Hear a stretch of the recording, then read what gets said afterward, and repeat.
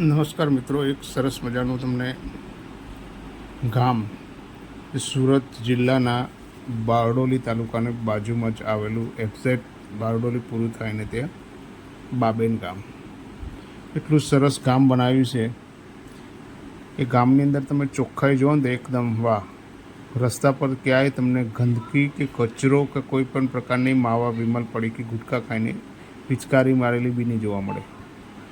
ગામની મધ્યમાં સરસ મજાનું એક સરદાર પટેલના સ્ટેચ્યુ બનાવી અને તળાવ બનાવ્યું છે.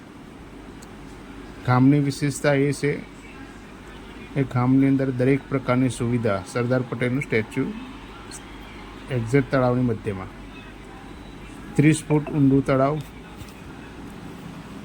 અને ગામની અંદર એક શોભામાં વૃદ્ધિ કરતું ત્યાંના સરપંચ ને તલાટીએ કેટલી જોરદાર કામ કર્યું હશે ત્યારે આટલું સરસ વિકસિત ગામ બન્યું હશે. ધન્ય છે ગામના સરપંચને, પંચાયતને અને ત્યાંના વહીવટને.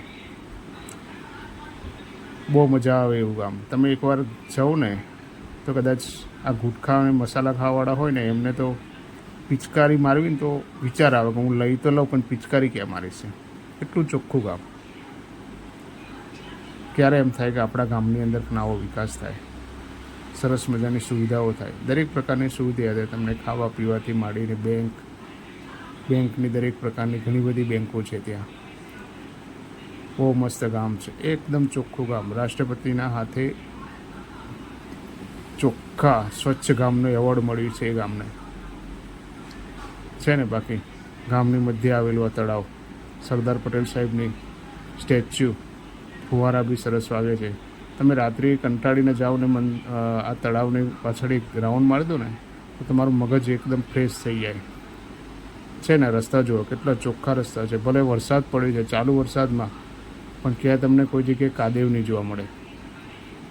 દરેક પ્રકારની સુવિધાથી સજ્જ આ ચોખ્ખું ગામ મજા આવે જોવાની. એકવાર ચોક્કસ મુલાકાત કરજો. Thank you.